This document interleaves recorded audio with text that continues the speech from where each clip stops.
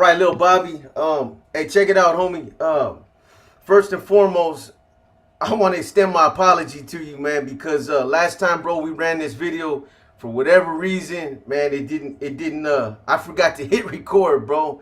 Right, right. Boneheaded mistake, man. But you were cool enough to run it back, man. So we're gonna run it again. We're gonna go into the same issues that we went into last time. We touched on some good issues, man. So first, let me just explain how all this came to how it all kind of came to fruition, bro. So you guys have heard me tell the story about Lencho numerous times on my channel. I've talked about it. I was the one that came out about Lencho. I'm the one that made his ass famous on YouTube. Gunner and some of the other channels have told the story, and it's because they put credibility into to the way that it was told to me. I was always under the impression that Fast Eddie was the one that hit Lencho. Right. And Lencho, like as I explained, had gotten out 2 weeks after me and Smokey. When he came home, he had a scratch on his face. It was a good one. It was a good little laceration, man. It was kind of deep, you know what I mean? And the first thing I asked him is, bro, what happened? And he was like, man, Salinas Valley, some Nazi lowriders slipped their cuffs and they got me, right? But what it was is Lencho just didn't want to fess up to what really happened because he got caught slipping. And after you hear, after we set the record straight, you guys are gonna understand why. So, you know, when I heard about this situation, I heard about it from numerous other people, and they all basically told me it was Fast Eddie.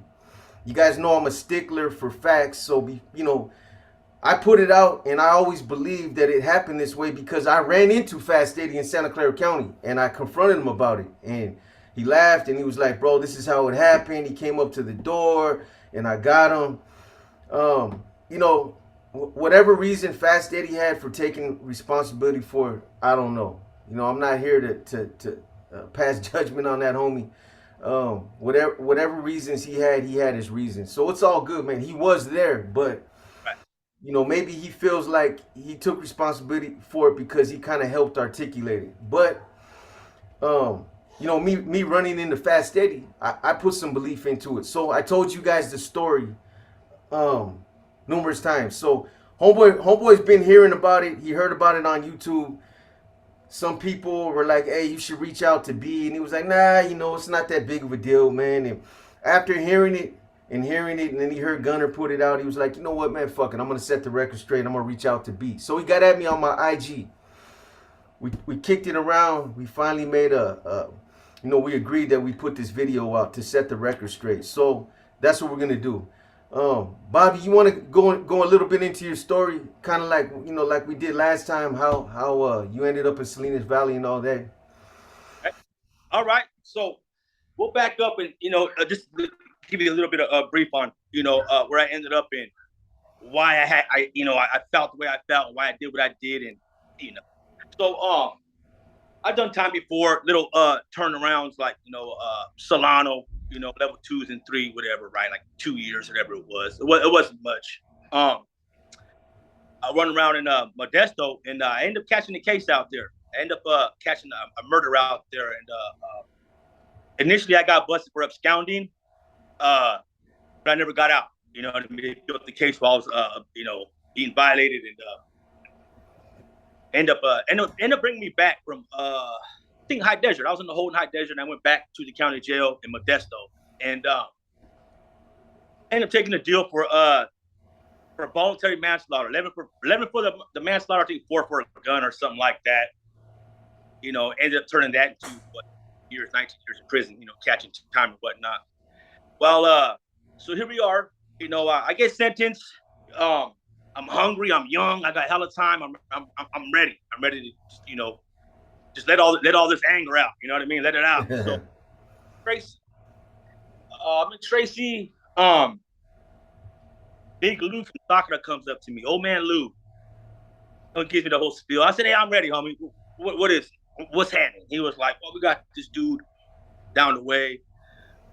Whatever he did, I don't know. You know what I mean? Whatever he did, the kite said, they never tell you what they actually did. It's always just Right. whatever." So I'm I'm like, yeah, I'm down, bro. I'll rip this motherfucker's face off. So they give me a blade, mounted onto a marker or some shit like that, man. And go to the chow hall, and then we come out the chow hall and like breakfast or something. And it was me and my bomber was Dopey from Sakura. Dopey from Sakura. I remember he had a brother named Carrot. Dopey from Sakura, man. And at this time, this was 2000, 2001 or something like that, bro. It wasn't what they weren't doing that. Oh, you had to stay on them and all this other shit. You know what I mean? They're like, whack this motherfucker, at your bomber and throw the piece under the door. And in Tracy reception, he got big. The gaps like this, bro. So I'm like, all right, whatever, cool. Come out to Shaw Hall. We sat with the dude, ate breakfast with them, bullshit with them, whatever, and followed them back, man. They released our row coming back, and he used to dump his trash every time, man. He had like a little bag. He'd always leave it by the stairs and come back after breakfast and dump it. So I knew he was going to do that, man. And grabs his trash can, dumps it. I whack, Dopey gets on him. I didn't end up throwing the piece. I forget why. He didn't end up in front of that door or something. But I remember a little homie from Lathrop. I forget his name. He goes, "Hey, homie, shoot it." And I gave it to him. Needless to say, everybody got stripped out. Dopey stayed on the dude. Old boy got busted with the piece. Little homie from Lathrop. They went to the hole. I got away with it. About 3 weeks later, I hit Salinas Valley, C-Yard. I'm there for about 6 months, bro, on C-Yard. And this is how I started feeling different ways about homies and started doing what I was doing, did what I did. And I couldn't get cleared. What year was this? Huh? What year was this? This was 2000. What year was that, bro? 2000, bro. 2001. 2000. Right? Something like 2001. And I got sentenced. I think it's about 2001, 2002, brother. I get to Salinas Valley, and I'm there, man, for 6 months, and I can't get cleared, right? And mind you, I brought that filter about old boy Anthony Martinez, doing what I did. I didn't expect the red carpet, homie, but I expected a little bit of, some gratitude. You're not clearing me because you're saying I ain't got the disposition of a Pruno write-up. You know what I mean? So I sat there. I get there. I shoot that kite about what happened in Tracy. And not to interrupt you, homie. Not to interrupt you. Get all your right records. And not to interrupt you, little Bobby, but check this out, just so they understand. So, like, when the homies go to the oil, one of the things that they're required is to give over all their paperwork. You got your 128 G's and all that shit. That's like your passport. You need that, right? Just the basic paperwork for what you got caught up for. A little bit about your history and to make sure you ain't got no R's and no funny shit on your jacket. So that's what he's talking about. Right. So, but all they're asking for is just, so I write records, and this is prison. So, when you write records, it's not a quick thing, it's not a fast thing. You just sit there and wait, So I write records, and remember, I'm youngster at this time, so I don't have a big old C file, homie. Ain't much to get back from these fuckers, but I think a removal, a melee here, whatever. So ain't much to get, man. And I get it all, but there was this Pruno write-up that I had gotten, and they didn't give me the disposition of it, right? And remember, this took almost 3 months to get all this shit, man. Because the first time I sent my request form, I didn't have any money, homie. They sent it back, saying you got to send stamps, whatever. So we ended up taking care of all that, and I get all my paperwork, but I don't get that disposition. So they send it back, said, "Hey, homie, write records again, right? And you got to get that disposition." So I'm like, that's man, crazy. What? Man, homie, it's been 3 months, bro. So I'm already feeling a certain way. My Sally's feeling a certain way. Like, man, So I shoot a kite down the way to the homies, Hump and Shifter, right? They're running that section at the time. And I said, I'm good, homie. I said, I can't get cleared here, homie. I don't know what's going on. It's a Pruno write-up, homie. What's the big deal? I said, just send me, homie. Send me. I'll go to the hole. I'll get cleared in the hole. I'm good, homie. I'm good on this yard. You know what I mean? So, they're like, hang tight, little Bobby. Just hang tight, homie. So we do another one. We put a request form. We do the fucking stamps, whatever we had to send, and they even sent it out. You know, they sent out the request form and the shit that I was trying to get. I think that's how they were doing it at that time because everybody was suspect, homie. So, yeah, everybody was suspect, homie. That's crazy, bro. 2 months. I mean, I'm not getting cleared, homie. And mind you, and let me say this. I tell you the same thing. He's not getting cleared for. It was something stupid, homie. I was there longer than him, but he wasn't getting cleared, homie, and he wasn't liking it. You know. Let me say this real quick. So for you guys that don't understand, the deposition of a Pruno write-up, man, that's some bullshit. Everybody knows, man. The homies know that when you drive up to an oil or a new household, man, one of the worst things that you go through is that time period between from when you get cleared, and it's usually done within a week. 3 months, bro, it's discouraging, man. You know what I'm saying? So for whatever reason homeboy had for doing that, it's that's not the way things are normally done, and it's insignificant, bro. But yeah, that's all I want to say on that, man. It's yeah.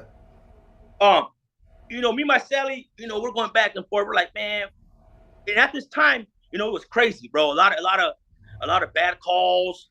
I mean, a lot of crazy shit was going on. I remember a homie named Casper from Half Moon Bay. He pulled up to the yard, fucked that yard up, homie. You know what I mean?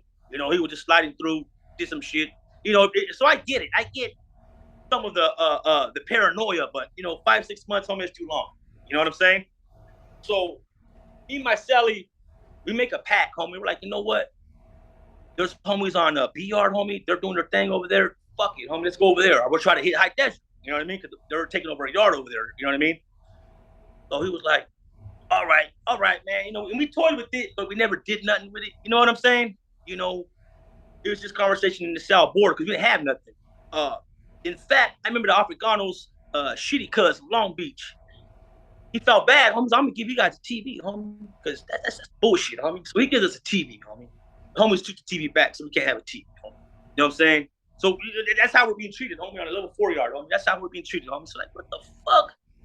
So, needless to say, my Sally ends up going to the yard, and his knife went out. It went off on her. You know what I'm saying? So he goes to the hole. I sit in the stall for a little bit. I get a new Sally. We're not feeling each other. You know what I mean? We're not feeling each other. He's been there for a while, whatever. We're not feeling each other. I start telling him my distaste of what's going on, man. I'm like, man. So we went back and forth, and he was pretty much, I knew what was going to happen. He was going to go tell the homies. You know what I'm saying? It just wasn't going to be good for me, bro, because I talked a lot of shit, and I So we ended up getting into it, and I fire his little ass up. So I go to the hole. I get sprayed up. I go to the hole. They pick me in this cell with some guy named Little Man from Napa, Raymond Garcia. And he was in the hole. He actually went to the hole the same day for the exact same shit. He took off on his celly or whatever it was he did. And I'm in the hole. I'm in the hole for a little while, bro. We're in the cages. One day, Eddie, man, he didn't talk to us at first. He shoots his line down there, introduces himself right away as Fast Eddie from Sawhole. So we right back, man. We had heard about him from C Yard because at this time a lot of homeboys 180 times they were up, so they got to go 270. You know what I'm saying? Mm-hmm. So they'll yard just to B yard, and we're supposed to take off on Eddie and do all this other shit, but the homies never came back. You know what I mean? Yeah, that's how it usually goes, man. I always hear about Fast Eddie and No, so we know who they are, bro. So, he writes a kite, sends love right away, books and whatever it is he sends, man. And we continue to, write back and forth. And he says, "Hey, homie, try to put a request for me committee, and try to get out here with us. We got a little mini yard, and we're doing group yards now. So there's a couple of us out there." I'm like, all right, we'll do. So me and Little Man, we put in request forms, and we didn't think anything of it. We didn't think it was going to be that fast, man. But it was like, hey, Garcia's committee, like about a week or two later.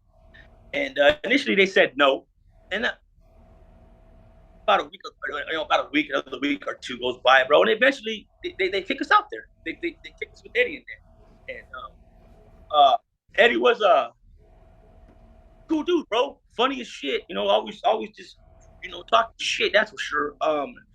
No, he was there with us in the whole too. He's on the yard with us. Nono was really quiet, never talked. I mean, I don't think I ever said more than 5 words to Nono. He was just not rude, just quiet. So we're out there programming.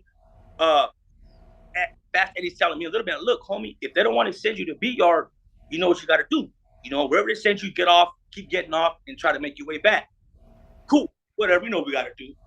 So one day the rotunda opens. The fish. You go to the door, watch see who's coming in. See this guy come in, little guy, no tattoos, not really distinctive looking. So you see him come in, whatever. Go back. Go to the yard. Eddie comes up to me. He goes, "Hey, bro, little Bobby, you know what the fuck that is?" And I said, "Who is that, bro?" He goes, "Oh, that's Lencho." I said, "Oh, that's that fool." He was like, "Yeah, cool." You know what I'm saying? Whatever. I didn't think none of it. There was no, I go back and me and my Sally go to the cell, and we toyed with damn homie, if anybody could fix this, it could be homie. You know what I'm saying? Yeah. And it's like, yeah, you're right, fucker, you're right. I said, well, you know what we're gonna have to do. You know what I mean? We toyed with that. It didn't end up happening. It didn't end up, you know what I mean? Go back out to the yard and you know, we go to the yard. Lencho Sally was a black guy, homie, and this black guy was cool with Eddie, right? Eddie finds out Lencho has to back him. You know what I'm saying? So, and he had been there like 2 days already, homie. He Eddie goes, "Hey, bro, let's try to set him a kite, homie, and let's see if we can get from him, homie. We'll send him a questionnaire, all this little shit, right?" So we do that. Bam. We send it up, and immediately, homie, this dude gets on the vent because he don't do wheelers, right? So he gets on the vent, and he goes, "Hey, little homie." He said, "What's your name?" And I said, "Thumper." He said, "What's your name, homie?" Right? I said, "Bobby, little Bobby." Homie. "All right, little Bobby, I'm Lencho, homie." And he went on this spill. He goes, "I don't do wheelers." Right? So, oh, okay. He goes, "And why did it take 2 days, homie?" And he's just fucking going on all this rant, homie, about why it took so long for us to get at him. Who in the fuck is running this hole? He want answers, right? So I'm looking at my Sally, all these fuckers talking to me, bro. I'm standing on the tour, I'm looking at my phone, like, man, this dude's a live one, man. Damn, fuck this guy. All the little things that we were toying with, like, man, maybe if we go out there and handle our business, maybe we can, all that went out the window as soon as he opened his fucking mouth. You know what I mean? So, he's an asshole. He sends us that. I tell Eddie, I said, bro, because we try to get the contraband from him, the lighter, because he had a lighter tobacco, and he outplayed me. He said, "Hey, homie, any contraband you have, send over." You know what I'm saying? So he took offense. You don't tell me all this other shit, right? And big bad NF member don't have to comply with the policy. So I ain't making this shit up. This is his attitude. Yeah. He don't do kites. He don't do any of that shit. Fuck you, pretty much. So I'm like, damn, this guy's rough. I tell Eddie, this guy, homie. Like, all right, let's fuck with him then, homie. Let's just fuck with this guy. Fuck it, right? So I'm like, whatever. Let's just still try to get some tobacco. I think Eddie really wants something. So, he goes, let's twist him up. So Eddie puts together some key notes. I remember it wasn't here. I don't think he struck it. You know what I mean? I think I'm the one that struck it, but he gave me notes on what to. So he goes, "Hey, tell him that let him know that this isn't the whole homie. That this is EOP, wherever the fuck we're at. It's an overflow right now. All the homies 1 and 2 block at ASU. Everything's cool. But tell him there's a dude fucking named Caveman, homie, David Garcia, that's running this hole right now." Right? So I don't know what's going on. I'm young. I don't know who David is, homie. I don't know any of this shit, right? He's just telling me, just tell him that, homie, he's gonna fucking flip, right? So we tell him that, right? We tell him that, homie, and we make up some shit about, man, the yards and whatever we twisted his head up with. So gets on the vent again, and he's living, homie. He's what? Who? What? right? He's doing all this weird shit. Who the fuck's running this hoe, homie? Right? Whatever, right? I tell him, yeah, homie, you know. Then he gets on me. He tells me, he doesn't tell me this on the vent. He doesn't tell me this again, but he's talking shit to me on the vent, bro. He's belittling me, telling me my education is low yet to any. I mean, there's nothing good coming out of this guy's mouth. You know what I'm saying? To me. And he's not really telling my celly nothing because my celly doesn't want nothing to do with this shit. You know what I mean? He's just like, I'm cool, bro. I don't want to play with this guy. He don't want to do anything. He just, if we can't get in that cell and get him, I don't want to deal with this guy. You know? Yeah. Whatever. We're having our fun, me and Eddie. Little man's kind of out of it. And so he said, who's running this hole? He goes off and sends me a kite. He does. He finally sends me a wheeler. Says, hey, homie, this is what you're going to do, little Bobby. You're going to go out there. You're going to handle this shit, or you're going to end up like that motherfucker. That's what he's telling me. I wish I would have saved these kites, homie. Hey, does he know? Does he know you're out there? Like him. Does he know you're with Fast Eddie? Huh? Does he know Fast Eddie's in the oil? Fast Eddie's there. No, you don't even know. You've never seen Fast Eddie, bro. I think Fast Eddie, he went to the yard, homie, but I don't think they knew each other like that. I'm not sure. Yeah. I can't. Oh, they know each other. Correctly, Eddie was still going to yard. We were still going to yard. You know what I'm saying? The couple days, a week, or whatever he was there, we're going to yard, homie. So, but he doesn't know Eddie, or maybe doesn't know his face, maybe heard of him. I don't know how it worked. But Eddie knew that fucker. That was 100%. But I said I can't call. I don't know how that. But we're going to yard and we're coming back and forth from yard, and Lencho doesn't get at me about anything about Eddie or anything. So we playing about the kite, man. He goes leave it. He sends me a kite, pretty much threatens me, threatening me but praising me at the same time was a weird thing. You know what I'm talking about? Like, when you do this, homie, it's all good, and you know what I mean? Just some bullshit, bro. And I wasn't feeling this guy, man. And when he threatens me like that, he tells me, "Are you going to end up like this motherfucker?" I remember I told my celly, I said, let's get in there, bro. So little man goes, get in there, homie. You know what I'm saying? I'm like, all right. We get in there, we get in there. If not, I don't want no part of this, homie. I said, all right. There was a cop named Turtle, still buff cop, man. And this cop was mean, man. He wasn't a regular cop, First, you watch him sock another cop in the fucking face. So that's the kind of cop he was, bro. You know what I mean? Loose. So we were in the shower. Me and the little man were in the shower, and they're doubling us up in the showers. It wasn't one up, one down. We're doubling up in the shower. So I said, hey, Turtle, hey man, you think I can give my fucking, I think my uncle or whatever it was, homie, whatever it was, whatever excuse I gave him to get the door open, talk to him, and he's like, hell no, nah, man. All right, whatever, no big deal. I go to the yard. I tell Eddie, I said, I'm gonna cut this guy, homie. I want to cut this guy, homie. I want to fucking get him, homie. And he's like, what, little homie? I said, I'm gonna get this motherfucker. Watch, homie. Fuck this dude. He tells no. Kind of looks at me. I remember he shakes his head on me like. So there was no like manipulation on their part. Like, do it, homie. Do it. You know what I'm saying? He just kind of shook his head. I remember laughing. Fucking little homie, whatever, right? So, we start setting a plan because Eddie. I was like, well, how can we? Eddie was like, look, tell me what it is. So okay, whatever. So we go back and forth, me and Lencho. But Lencho orchestrates the whole thing. This is what you do, homie. You're gonna go out there. My Sally didn't want no part of this, but he was throwing my Sally in it because we're acting like my Sally was gonna go. Yeah. My Sally never rode a kite with this motherfucker. Sally gonna go out there, homie, and this is how you're gonna fucking do it, right? He goes, I'm gonna clear you. He wrote this big old fucking shit, homie, giving us the oil, right? This is yours. You know what I'm saying? You get this motherfucker, this is yours. Get at me immediately. He said that immediately you get at me, and we're gonna get this oil, back in order back here. Shit, it's running back right. And, like, all right, whatever, and we go back and forth, man. We're talking. He still talks to me, but he's not talking to me like a little homie, bro. It's just always just some bullshit, bro. You know what I mean?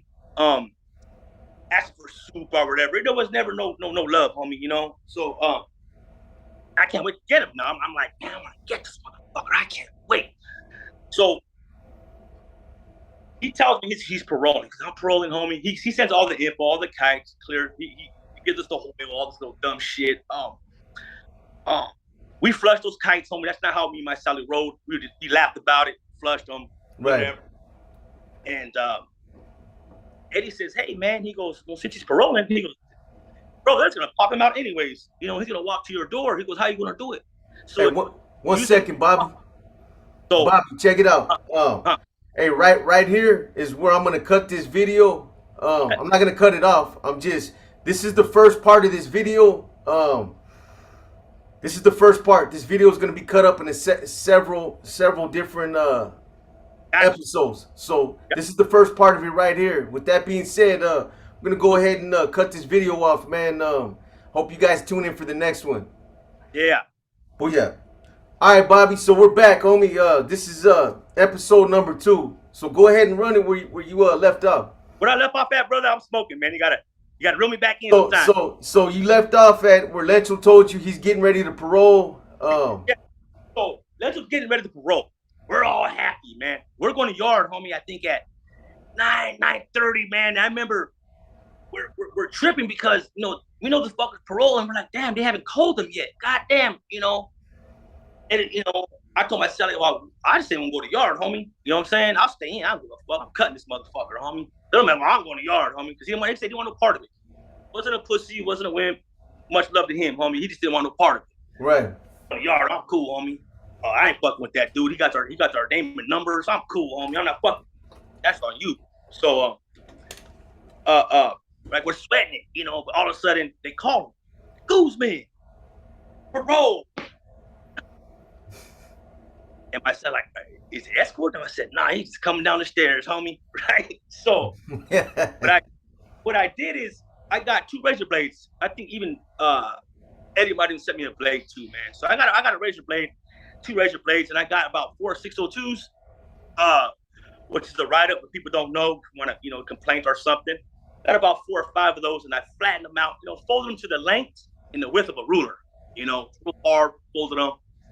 Hit my 2 blades on there with some. I had a bunch of medical tape. I don't know why. I had a bunch of medical tape myself. Taped them on there, put some strings on there, and I'm ready for this fucker. And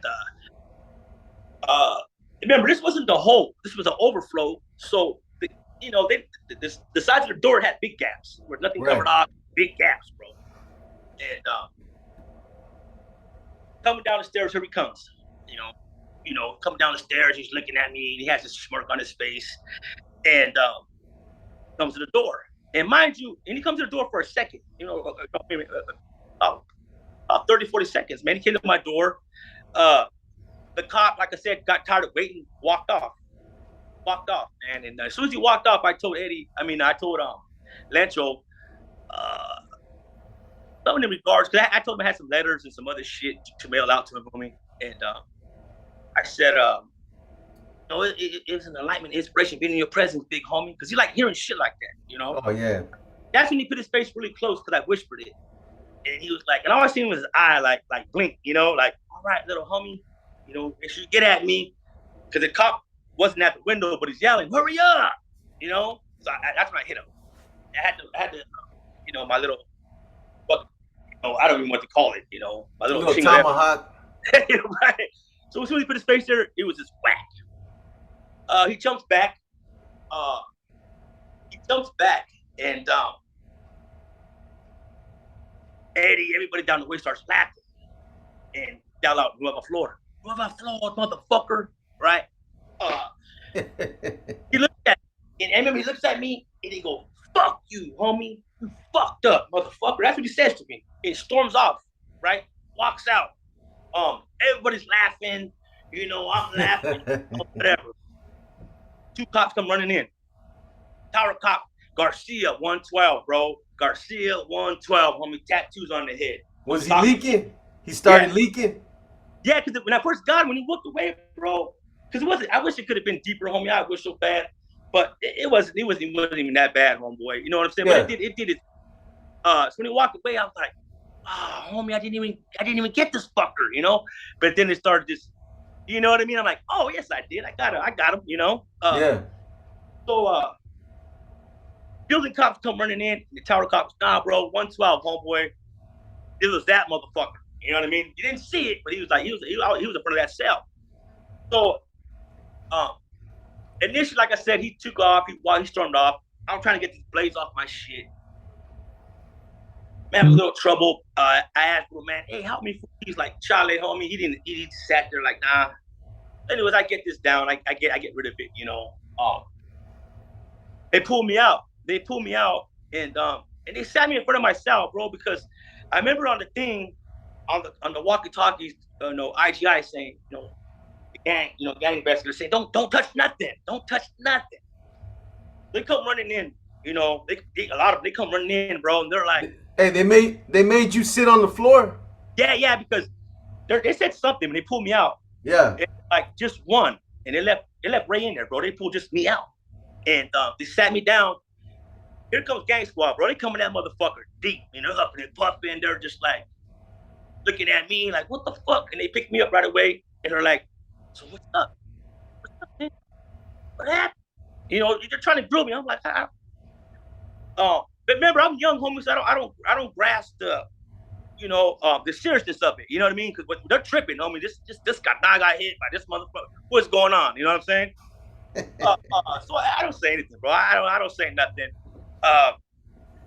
Purposely, they put me in the cage, like next to Lencho, bro. One night right next to him, but he was like down the cage, a couple of whatever the fuck it was, bro, if I remember correctly. And he threatened me, homie, again. He said something about he got squad or some shit like that. Man, I got squad, homie. I got squad, youngster. He fucked up. And I went back. I know I talked some shit to him, homie. Called him a lame and whatever the fuck it was, bro. You know what I mean? I told him I have your address, homie. Give me your information. Fuck, you ain't nobody, man. Fuck you. You're a lame, man. So that was that. They take him out. All I ever got, bro, was a lockup order. You know what I mean? Saying you're under the investigation of what I did. So they take him out. I never see him again. They take him out. Now they start pulling. And they figured it out themselves, but I don't think they need me to even say anything. I think squad, they came in and figured out, oh, dude got played. You know what I'm saying? I think they figured it out fast, bro. Because I wasn't fast to figure out, but I'm on the yard fast. Eddie, no. You know what I mean? So I think they figured out really fast, bro. Like this dude got played. So I get written up for a lockup order. They pull us all out, man. Everybody gets pulled out, man. No, Fast Eddie. Why they pulled them out, I don't know. I can't tell you why. Probably because they knew who they were. So they pulled them all out. You guys are on the same yard? Yeah. You know what I mean? Oh, put us back in the cell.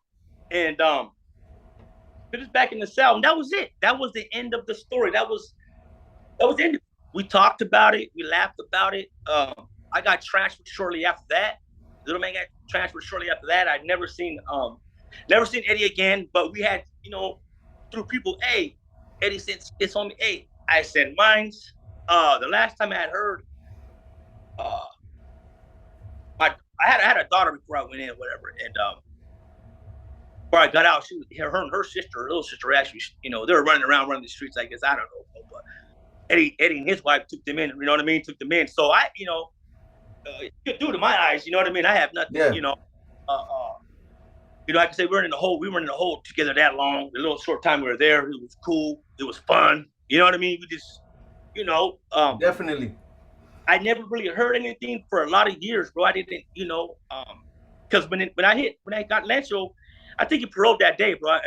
I'm not sure, but you. Yeah, he did. He did. Okay, so he paroled that day. They take our group yard, me and Little Man. They put us back in the walk-alone yards and shit, in the cages, and that's where all the homies were at in one block. So I go to the cages and I tell them, I say, yeah, I got your motherfucking homeboy, motherfucker.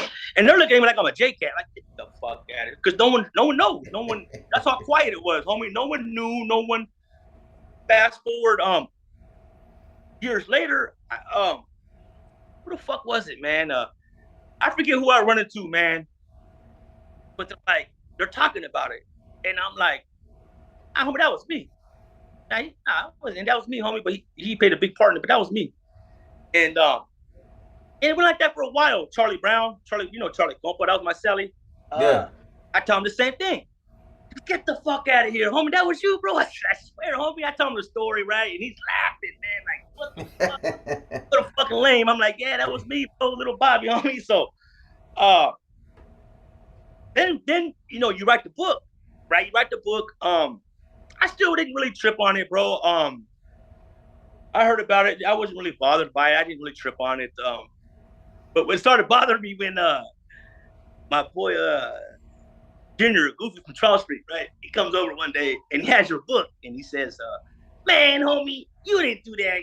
Boxer says right here, homie. You I'm like, you know what, man, I gotta do something about this. And for a while I didn't. For a while I did it, man. And one day I'm literally in my garage and fucking Gunner pops up.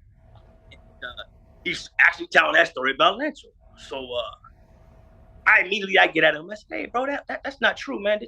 This is what went down. And he got to me right away. Like, hey, let's do an interview right now. Go live tomorrow. And man, knocking it out, right? Right.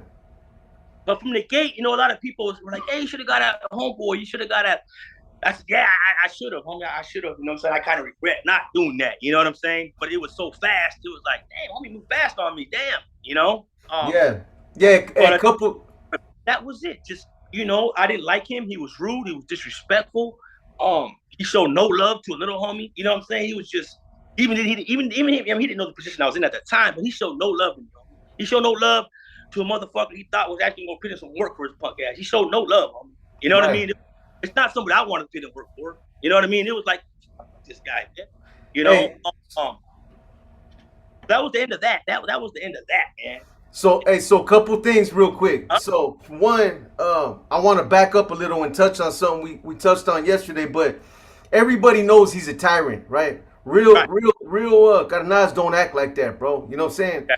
But that's everybody that runs into that cat has a story about him, how he somehow, some way has tried to get the little homies to eat out the palm of his hand, or he's just he's always used his status for his own personal gain. That's Lencho, bro. He's a tyrant. You know what I'm saying? So he was deserving of that. You know what I mean? And I'm glad you got him. It don't matter if it was deep. It don't matter. Point made, bro. The other thing is, like I said yesterday, man, it's sad, bro, to see the cannibal. How the homies cannibalize on each other, man. And you said yourself, you've seen my channel before. I'm not a sour DO that goes on my channel and preaches the gospel against the NF. I don't do that, bro. You know what I mean? I talk about my personal experiences and I let other people make a judgment on whether, if they want to continue to glorify that, they want to continue to live that life. Hey, that's on them, man. But the thing is it's sad, bro. It's sad to hear stories about how they pushed you out, how they pushed little man out. You told us, yesterday you went a little bit more into detail about how when you were discouraged that you were in a cell with somebody and you took off on them. You know what I mean? And most of the stories that you had talked about were against other homeboys. It wasn't against the ops, bro. It wasn't against other group segments or the opposition. It was homeboys taking off on homeboys, man. That's the cannibalizing I'm talking about, man. It's sad to hear, bro. So yeah, that pretty much wraps up that part of it with Lencho, with regards to Lencho. I'm glad we were able to finally put some truth to that story, bro. Right. The other thing is, so when we touch base, bro, we start talking. You know what I mean? And you've done a lot of time. I've done a lot of time. And it seems like over the years, a lot of the homies all end up on those SMYs. They all end up somewhere. The homies that you hear about over the years. And I just got through telling a story about Joey Fernandez. Joey Fernandez. I talked about Gibby and some other individuals you mentioned. Marty Lomas, and Glenn Escalate. And you ran into a lot of these dudes on the SMY. So, I was telling the story about Joey Fernandez, right? I was 21. I was just a guppy myself. He was young, but from doing time, bro. When you and your celly go out to the showers, man, you know what I mean. there's a level of respect there, bro. There's some type of etiquette. There's things that you don't do and things that are just kind of odd, bro. Right. And you know, if I got a celly and he's showering and they double you up, put you in the same shower, you know, while you're doing your thing, I'm gonna give you your privacy. I'm gonna lean up on the bars and chop it up Or with the homie on the tier. Or and if I shave, if I'm gonna take off my clothing, bro, it's gonna be my fucking t-shirt, not my boxers, bro, and stand right. there asshole naked. It's just a funny look, bro. But I ended up getting my justice. I ended up getting to stab Joey later on.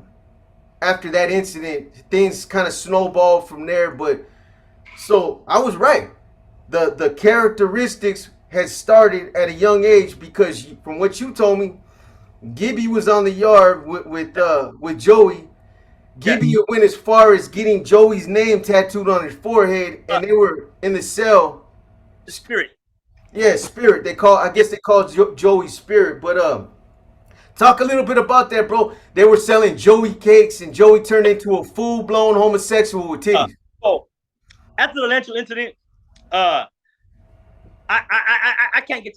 They don't send me to BR. So they sent me to High Desert, and right away, don't fast. Daddy said, "Look, little homie, you know what you got to do. Just keep getting off. Do what you do. Try to get to, one of these yards." Well, I get to High Desert, so I'm like, "Oh, cool. I fucking made it. They sent me. I'm straight." Well, they sent me to the hole. They sent me to the hole, man. And at this time, bro, I'm not. I guess I'm just prideful, so I'm not saying, hey, I can't go with that guy or I can't go here. I'm gonna get my fucking smash on. You know what I mean? That's what I'm gonna do. And if it's against the home, do. So this was actually a partner of mine, man. Tank from Visa, Tulare County, whatever. He comes down the stairs and I had the time with him like level 3, like Solana or something like that. He goes, "Oh, hey, what's up, little man? What's up, little Bobby? What's up, homie?" And he's like, "Oh, you just got here?" I'm like, "Yeah, man, I just got here, bro. Shit, So he's like, "Yeah, it's good. Come in." So he goes back upstairs 10 minutes later. It's a little process. I'm sitting in the cage. I'm looking around. I'm paranoid as fuck, bro, because I'm looking around and everybody travels around prison. Yeah. Like, man, I didn't grow my hair out. They're gonna see my fuck, So I'm tripping, bro. Like, damn. Well, here comes the cop, cuffs me up, and I know, my cuffs are coming off. Cuff him. My cuffs are coming up first. I'm gonna get off. And so that's what I do. They cuff me up, take me to the cell. They cuff him up. They tell him, "Hey, man, step in front of the cell." He steps in front of the the desk at the end of the cell, and they take off my cuffs and I beat on him. I beat the shit out of him, and I got on the homie, man. I beat on him, and Oh man. yeah, you know what I'm saying? I beat on him and shit, and if for some reason they transferred me, bro, it was weird. It was the weirdest thing, man. They transferred me and go to this is where they got their get backs, bro. I was in the hole for a while, man. This isn't bad. I'm in the hole, I'm living bad, bro. I'm hungry. You know what I mean? It's bad, bro. So and I can't, and I'm not staying anywhere long enough. So my property, I'm never getting my property. You know what I'm saying? I'm not staying anywhere. It's get off, next, whatever I got to do. So I'm constantly moving, so I don't have nothing. And I remember I'm getting transferred. We're like, hey, the package, the property officer says, "Hey, Garcia, man, you have got a package, and your stuff's here." I'm like, "Yeah, man, fuck yeah," because I've been 602 and I'm doing bad. He goes, "But the bad news is you're up for transfer." I said, "Get the fuck out of here, man." Yeah, whatever, man. So let's be awesome, whatever. I get transferred. I'm by myself, playing the song by myself, and I'm like, okay, like I said, I'm on my toes, bro. It's a weird feeling, man, to be in that situation. It's a weird feeling because at this time there's no dropout yards, there's no, you know what I'm saying? It's just it's a level fucking 4. You know what I mean? Most people used to just stay in the holes, bro.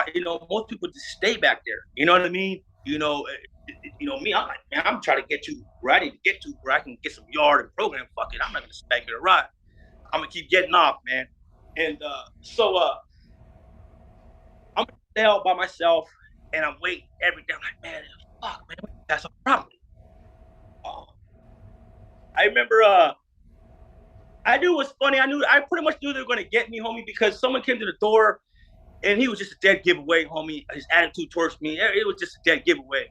Yeah.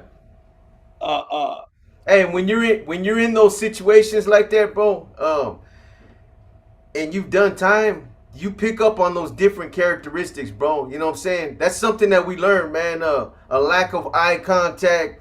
You know what I'm saying? The way that the homies interacting with you. When you're on your toes, man, and your awareness is peaking, bro, you pick up on those things, man. So I've been there, done that. But go yeah. ahead. So I'm feeling it, man. So they finally called, and they called a couple of us out of the section, whatever. And I come out, and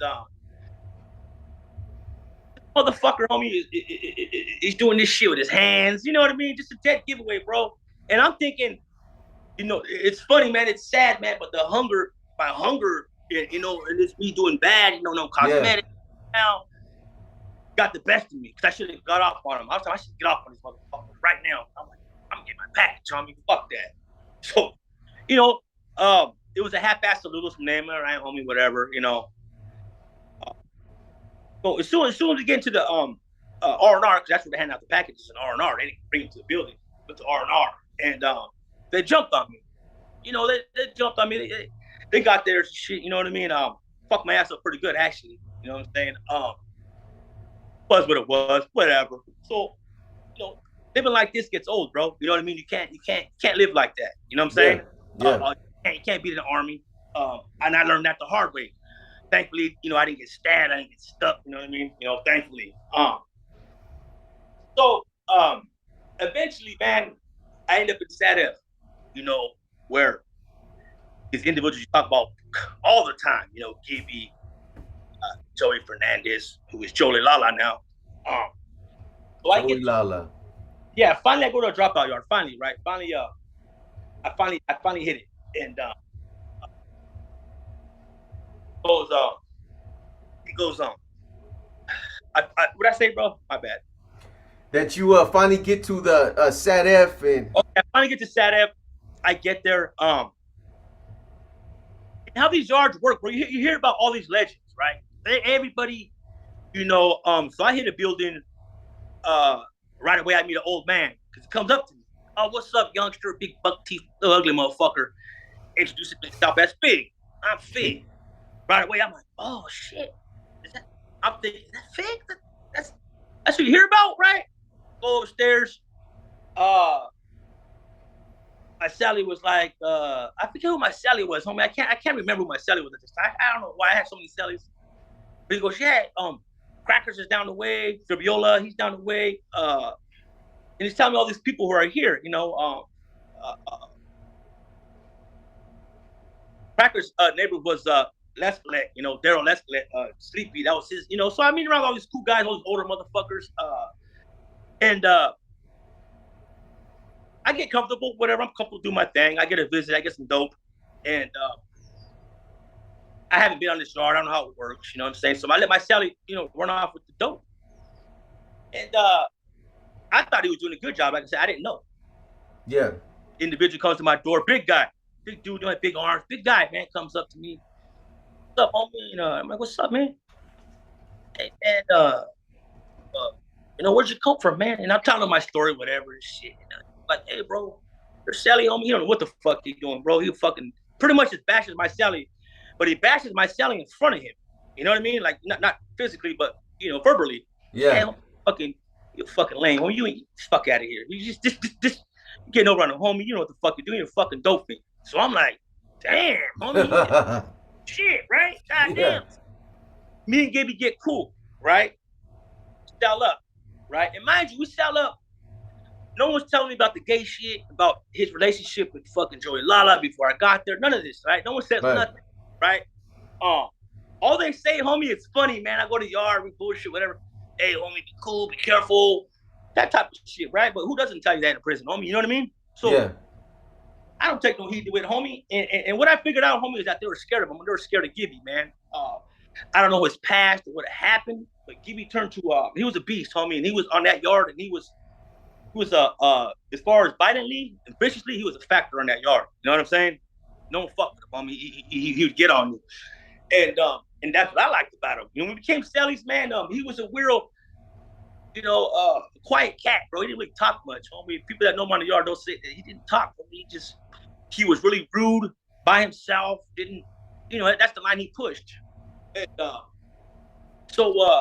remember, I don't know about the gay shit. You know what I mean? I don't know about the gay shit. We're Sally's. We go to the yard one day, and he was best friends, man. Really good friends with. I don't know his real name, homie, but he was from Vacaville. His name was Little Man. Yeah, I know him. You might know him. He was up there. Little dark Oaxaca. Yeah. So him and Gibby were boys. They were like this. We're on the yard, we're chilling.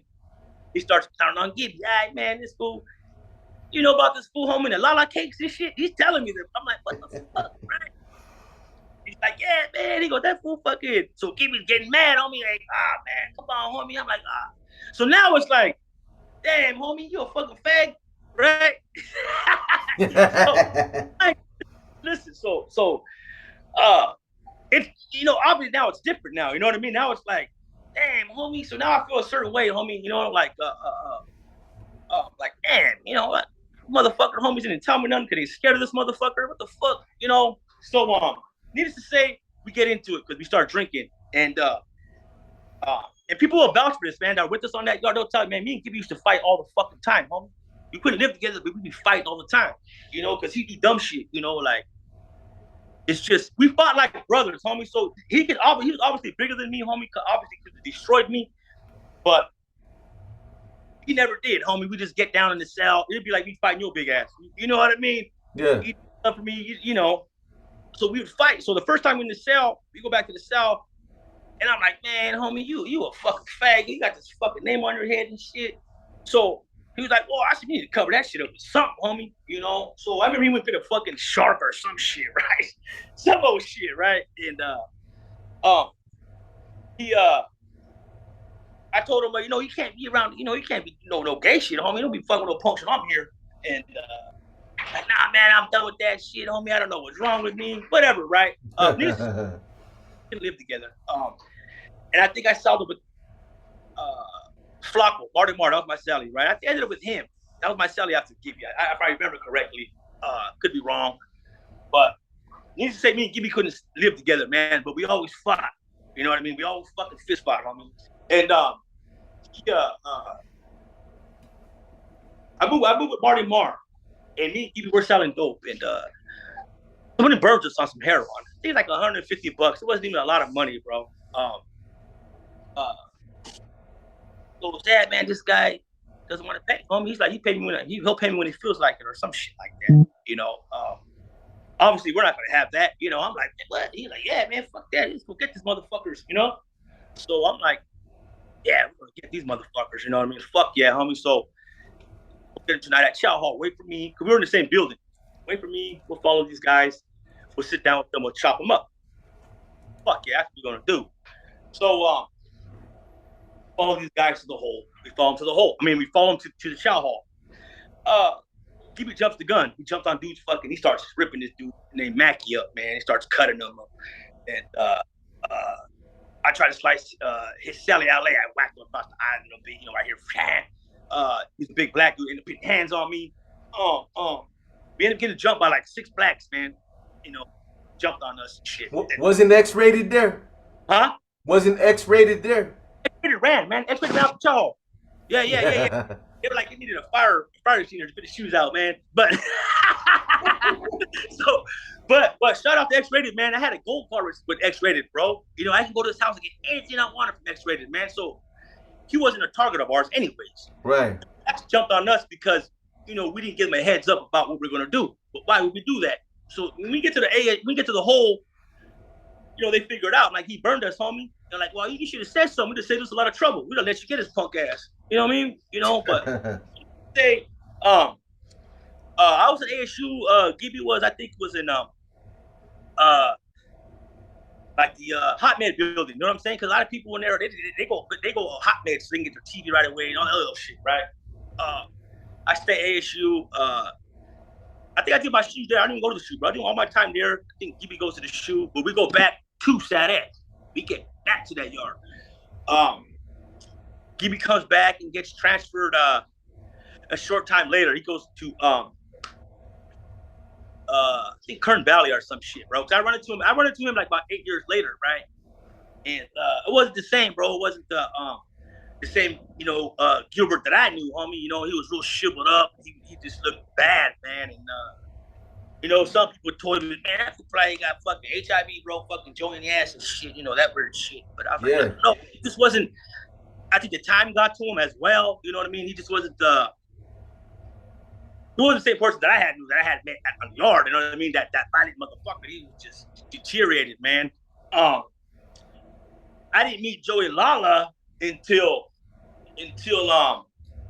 I hit. Matter of fact, I paroled because that fucking parole. He got a day. He went home, bro. Was high desert.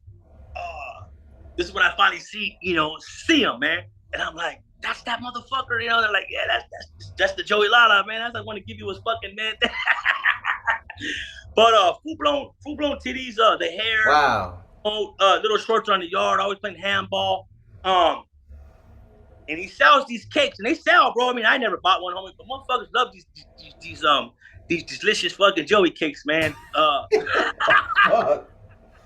Joey cakes, man. That's crazy, Joey bars and whatever the fuck it is, man. It's a true story. I'm not making this up. This is true. I seen. Yeah, you can't make that up. I've never bought them. But I never said 2 words. I never talked to him. I never went and said, hey, give me, was my celly or anything like that. You know what I mean? It's just, I didn't want to talk to him. You know what I mean? But yeah, the Joey bars, the titties, all that, man. It's I'm not making that up, man. That's just real life, man. You can't make that up, bro. You know what I'm saying? You can't. Lovers, hey, but I guess those characteristics started way back when we watched that video, man. We were fucking. Yeah. That's crazy, bro. Yeah. That's crazy. Yeah, so another individual that I talked about that you said you were over there with was Escalate. Yes. And obviously when you ran into him, he's an old man now. He's old, man. I don't know if he's dead, if that's true or not. My boy G just said, man, that fucker's dead. How true that is, I don't know, man. Might be. My experience with him, bro, was he was old when I met him, homie. Big guy. He was always a porter, homie. He was always a fucking porter for whatever reason, man. He's always a fucking porter. Always going at it with people. You know what I mean? Always going at it with people, bro. Always fighting. Always in something, bro. You know what I mean? He had a big mouth. Like what? What do you want to do? I got a fucking knife too. What? That's what type of dude he was. You know what I mean? Yeah. I don't know. You know him, so you know him, man. He's a big guy. Like I said, he was older, but he was mean. He didn't take any shit. Yeah, when I got into it with him, this is like back in 1996, bro. So he was in his prime. That's a big motherfucker. Hey, he was young back then. He wasn't no old man. He's a big dude, and he pushed up on me, bro. So he wasn't no little dude, man. And we did our thing, bro. But this is like 20-something years ago, man. You know what I mean? Do you know his brother too? Isn't there brothers? Does he have a brother? Yeah, he has another brother. He's just as big. Damn, man. Damn. Big ass dude. He's the same way, man. He's an Emmett, Hey, I was always under the impression, huh? So were they just associates or were they? No, they were Emmett, bro. They're former Emmett. Okay. Yeah. A lot of times, on those yards, people hate, bro. He wasn't no real one, and yeah, exactly, that type of shit, yeah. Nah, he was, man. Matter of fact, he got a couple. From what I heard, he got a couple kills in prison. That's what I heard, bro. I mean, he wasn't, fuck, man, fucking sleepy, man. I can even tell you a story. So, this is how he was, man. So, this is funny. This is matter of fact, this is. On this yard, bro, everybody drinks a lot, right? Motherfuckers drink, homie, and I love to drink, homie. So I always have my back to Pruno. So this is one time with Sleepy, man. Remember I told you he was a porter. Always a porter, always out. Right. Always had juice with the cops. If you lost your TV or something, you get at sleep something. He go get the shit back if you were the homie. So one day, man, fucking Gibby. Gibby's living with some dude named John Little. Came from the Bay. He was one of those white boys that killed his Sally, right? John Little. I think I know who you're talking about. Choked him out. Yeah. Talking about, you know that story? Yes, I do. So he's my neighbor, my buddy, and he fucking tries to kill him. I'm gonna tell this story. So we go in the cell, and he always wants to pull out those pictures, right? When he killed the Sally. So every time we drink, fucking Little John, he wants to pull out those fucking pictures. I'm like, man, I don't want to see that shit, homie. I'm tired of seeing that same old fucking war stories. So he took offense to it, right? He took offense to it. So jump on this. Gibby's fucking passed out drunk, homie, on the bottom bunk. He's fucking drunk. He takes offense because I'm like, man, I don't want to hear that shit, bro. I'm going home, motherfucker. You know what I'm saying? So yeah. I tell Sleep, hey, Sleep, open the fucking door, bro. And he was like, all right, give me a minute, homie. You got the captain in here running around. Because remember, he had all the juice. He get doors open, all that shit. Get me out, man. This dude acting like a fucking weirdo, man. Little John acting like a punk and shit. So, but I'm talking to fucking Sleeps. Fucking Little John jumps on my back, bro. You know what I'm saying? So, yeah. So check it out, right? So Sleepy's he's not trying to get in the cell and help me or nothing. You know what I'm saying? He's gonna watch me just die, right? It is what it is. So this motherfucker jumps on my back and he gets me into, you know what I'm saying? Yeah. And once that thing is locked, it's locked, homie. You know what I'm saying? Yeah. So he gets on me. I'm like, what the fuck? And I remember looking at Gibby, homie, and this motherfucker's just passed out fucking drunk, right? I remember Little John, if you know him, he was a real skinny guy, homie, probably about 120 pounds. You know what I mean? I'm a short guy, but I was a real stocky guy, man. And he's trying to choke me, bro. But I eventually somehow get him, and I flip him over me. You know what I mean? Like, I get him by the door. Now I'm on him. Now fucking Gibby's up, fucking whatever he's doing and shit. I think he slipped or something. Because we had a whole bucket of fucking Pruno going and went everywhere. So everybody's slipping and we're doing all this crazy shit in that cell. But I remember I get on top of him, bro. I finally get on this fool. And this I bullshit you not. I'm telling fucking give me something, homie. I'm gonna kill this motherfucker in here. And I start bashing Little John, knocked his teeth out. You know what I mean? I started bashing him. And Gibby's doing this. Gibby's drunk. So he's watching me. Remember, there's Sally's now. He's like, like, what the? And he's doing this shit. You know what I mean? And he picks up a Super 3. Like, he's going to start bashing this guy with me. He picks it up, but doesn't do nothing with it. And Sleepy threw a pin. Because he used to do the phone sign-ups too. So they had a clipboard. So he just went like that. Like, he goes, use this. Because I remember I was on Little John. And I was like, I'm going to kill you, motherfucker. Watch me kill you, little motherfucker. And he sends that pin under. And it was an RSVP pin. You know what I'm talking about? It's down in the canteen. Mm-hmm. I start stabbing Little John in the face, this motherfucking thing, right? It's a pin, homie. You know what I mean? It breaks, whatever. He starts yelling. Little John, bro, the killer starts fucking yelling. I'm gonna tell you a story. Fucking starts yelling, homie. Remember, before this happened, remember, Sleepy was like, I'll let you out when the captain and lieutenant get out of here because we're walking around. So this fucker starts screaming, bro. Eventually they come, they catch us, we go to the hole, whatever it was, whatever happened. I went to the hole, Little John, and he didn't coming back, bro. He ended up locking it up, man. But that was one of my experience, man, with Sleepy, bro. He didn't give me a pin, you know what I mean? Yeah, that's crazy. That motherfucker, but he did give me a pin. That's crazy, man. That's crazy. You know what I mean? So there's two more issues before I let you get out of here, man. And we covered them.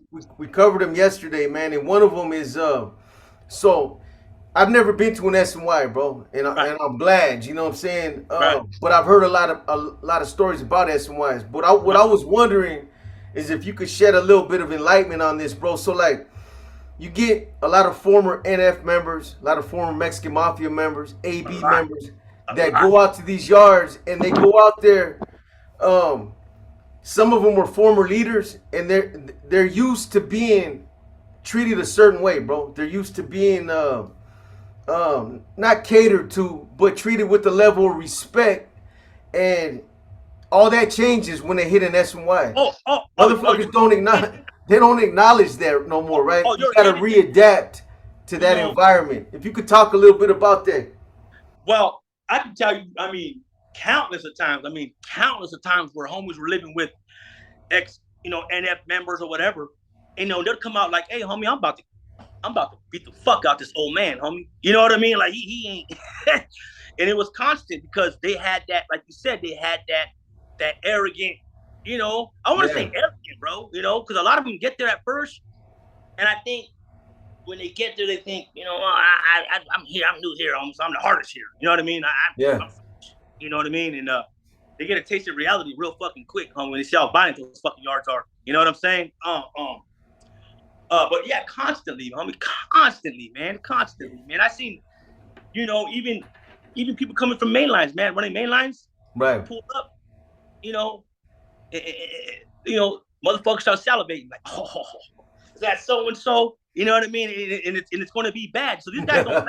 I tell people that, man. A lot of those people that are doing a lot of those bad shit, a lot of those bad calls are just running the yard in general. Maybe it wasn't a bad call. You know what I mean? Yeah. But that motherfucker is over there waiting for you, man. Waiting for the time. You know what I mean? Waiting for a gift like that. And it happens. Sometimes it happens. These fuckers pull up. They don't last, man. They don't last, man. You know what I mean? All that respect, like you said, that they once had, they think they're going to get that on these yards. And it's actually all hate. Yeah, well, like you said. Not for everybody. I would say the Sureños, I would want to say they played that little tougher. You know what I mean? They were really mad about some shit, man. You know what I mean? When those fuckers were pulled up, they would be really mad, man. As far as for the carnales, for the Nuestra Familia members, I would say a lot of it was a lot of them didn't talk to each other, bro. Surprisingly, you would think they were hanging out in the yard again. Nah, it's not. It's groups. Yeah. It's not you get to the yard, you're a northerner, and someone's gonna come embrace you just because you're from Frisco, homie. Nobody gives a fuck about you. You might get someone say something to you, but I mean, no one's really gonna embrace you and bring you all kind of shit. That's just how it is, Yeah. Nobody. Yard, what kind of crowd you want to roll with, what you want to do. Do you want to be out the way? I want to play chess. I'll go hang with these homies.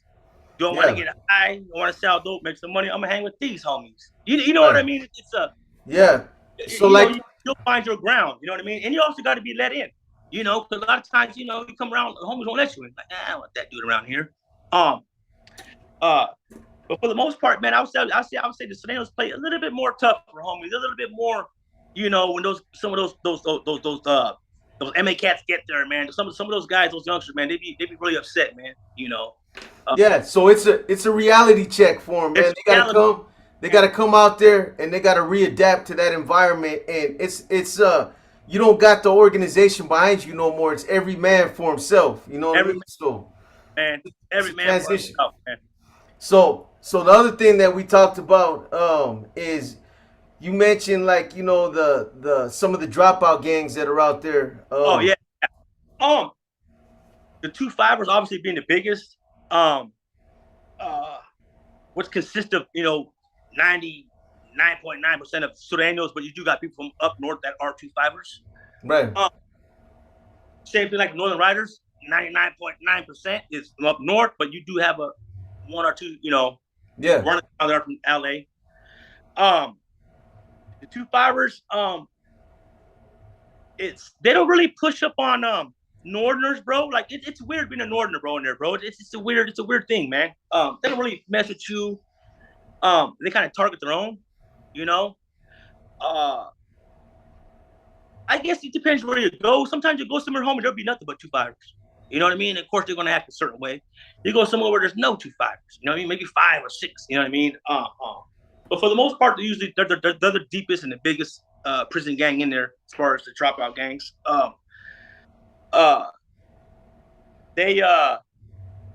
You join. I think it's a quick process, homie. I think it's like I don't know, man. It seems like a quick process to me. I know you can't walk away. I know, like they put hands on you. But that's also a pick and choose because, like we talked about the other day, You know, you'd get some big dudes or some hitters that just wanted us to walk away, and they would let them walk away. Northern Riders, they don't do that. They don't do that shit. They're just, if you don't want to rock with this homie, then fuck you, then get the fuck out of here. You know what I mean? I don't think they treat them any different, because I've seen a lot of people just step back and still hang around with them. You know what I'm saying? Yeah, you know? you're actually confirming something that there's another channel. It's called Renegade Media. Shout out to Renegade Media. There's a little youngster named Jay Hands, and he talked about that. He talked about like the Cinqueros, and he talked about the independent riders and the Zapatistas, right? And basically, like when you join them, if you walk away, they're gonna stab you. They're gonna knock you down. But what he said about the riders is, if you get to a point where you want to better yourself, you want to just go home and do the family thing, they'll let you do your thing, man. So you confirmed everything that he said, bro. Right. So yeah, they can walk away. They can the Zapatistas. I think they hit you, bro. I'm not sure, but I know their bylaws. They're not many. You know, it was before I left. It was kind of a new gang to me. I'd never seen these guys on the yard more than 4 or 5 deep, man. Ever. Never last long. You know what I mean? They're pretty organized, though, right? Workman, man. They're pretty organized. And I remember, what's that, man? They're like, it's some new, but they're hitters. They're doing their thing. I'm like, and eventually they end up doing their thing on that yard. I think they got off on some 2.5s or something like that. Hey, didn't you say out of all of them that the was it the Zapatistas or the independent riders, one of them was more organized? That's gonna be the Zapatistas, bro, because even the homies, when they start, I don't know if that started in Sat F. I don't want to fit, but my boy was in Sat F, man. He knows like one of the originals that was starting that, because I think it started in Sat F. One of them that had started that, he would always get literature from them, because the homie Shark from San Mateo, he was into that too. I mean, not San Leandro, David Keaton. He was into that type of stuff, man. Smart guy, always writing, real educated. And I guess they would go get, books and stuff like that from him. You know what I'm saying? Right. But on the yard, like I said, I've always seen them. They're never. It's kind of like, they kind of remind you of Northerners. You know what I'm saying? You go to the bathroom together. You go. You know what I'm saying? They're together, bro. They're not gonna. I know they don't have there's no hands on. I know they don't do that. They don't fight. There's no fighting, homie. That's obviously if they have to, someone rush them, I guess. But I mean, if they're gonna go do something, bro, it's got to be with metal. I know that. Like I said, I've only met a few, man. There was a homie from San Jose, man. What the fuck is his name? He was one. He was a Zapatista. He's home now. I want to say Weddle or some shit, man. He was. We were in High Desert. He was a Zapatista. You know what I'm saying? It's. I think a lot of it is the age. You know what I'm saying? When you're older, bro, you're not really pressed up on that. You don't have to join none of that. You don't gotta. A lot of it is the youngsters. You know what I'm saying? Right. I think we talked about it. It wasn't us. It's just the youngsters, man. Yeah. I think we talked about this the other day when we went into this, and I asked you about, like, if you're somebody that just wants to go to one of those yards and you decide not to click up, right? I asked you if you get preyed on, if you get victimized, right? But even though I've never been there, I would think that it depends on every individual, how they carry themselves. If there's somebody that conducts itself a certain way and carries itself and moves a certain way, they ain't gonna fuck with them. If you carry yourself like like you're easy prey or you're an easy target, they're gonna lay you down. You know what I'm saying? Right. That's also what we talked about as far as the COs. I asked you if how they treated guys, if they looked at everybody on SNY as trash, and you were like, you know what? It's basically because they don't get respect. That's why they treat cats over there with they're a bunch of loose cannons, bro. So the last issue, I asked you this the other day, and it's just something that I tripped on, bro. I know a lot of guys. Okay, so before this Todd Ashker ruling came into effect, and they opened up the floodgates for the shoe, and they let all these dudes out of the shoe. some cats were back there for 10, 15, 20 years. And in order to get back out on the main line, after a while, cats started getting tired. They had to debrief, bro. They had to debrief. They had to go through the debriefing process, right? Yeah. So my whole thing was like, how are those cats? How are they embraced out there? Do they still get recruited by these S and Y gangs? Because Oh this, yeah. Oh okay, yeah. so this is the reason why I'm asking. Yeah. Debrief. 100%. Hey, Like we talked the other day. You said, is that considered snitching? And I was like, well, I don't know, man, because like I said, a lot of them. I mean, shit, most of them debriefed. You know what I'm saying? And right. some would talk about, oh, that guy ran it on his co-defendants, or you know what I'm saying? That type of shit. And, right. Because the thing, or snitch. That's snitch. Right. Yeah. Because hey. Separately, bro.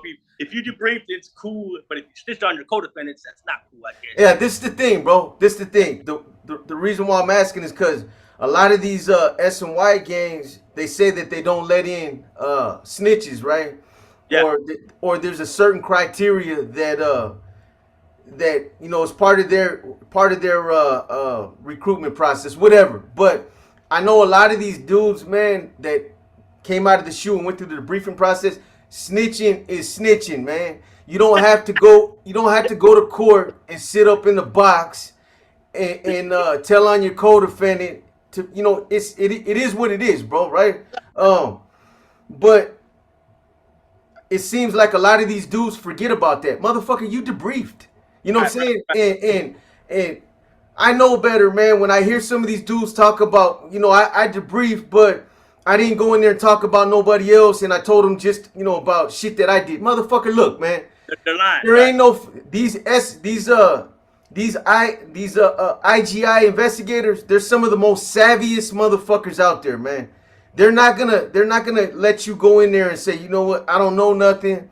They don't want to hear about you. They want to hear about who you fuck with, what they did. They want to hear about their dirt. And if you go in there and you try to run that shit on them, they're going to tell you, look, go to the fucking back of the line and we'll come back in 6 months when you're ready to fucking tell the truth. So, you know what I mean? I trip like, these dudes, man, a lot of them forget about like going through the debriefing process, man. It's a form of snitching, man. You know what I'm saying? But it is what it is, man. It seems like some cats try to categorize when they get back on those S and Ys. Well, I got pushed out. So, I'm still with the functions, man. I'm still an honorable stand-up dude. You know what I'm saying? But you're walking the yard with fucking with homosexuals and child molesters, man. So, you know what I mean? I mean, you can't fucking pick and choose, man. Exactly. You know what I mean? But it's crazy. It's crazy, man. No. Hey, Bobby, I appreciate it, man. I appreciate you sliding back through, man. Trust me, the last thing I'm gonna do is call you in 10 minutes and tell you didn't record, bro. Hey, man, you got my hookup, bro. You know what I'm saying? Yeah. Reach out if you ever need anything. I got you, bro. I appreciate it, man. And I'm glad we finally got to set the record straight. Finally, right? Finally, man. Got it. Yeah. Great, man. Hey, send my respects, man, to Cochise and I will, man. Some of the other cats. Yeah. Yeah, he was here, man. He senses, man. He was here, man. But shit, I guess that's it, Box. Shit, I got your number, bro, and that's it, bro. Yeah. For sure. Hey, man, hey, enjoy your weekend, bro, and I appreciate it again, Bobby. All right, brother. You too, man. Appreciate it. All right, homie. Yep. I'm gonna probably get the first one out tonight, so tell the homies to tap in, bro. Okay, bro. All right, brother. Yep. All right, you guys, I'm out, man.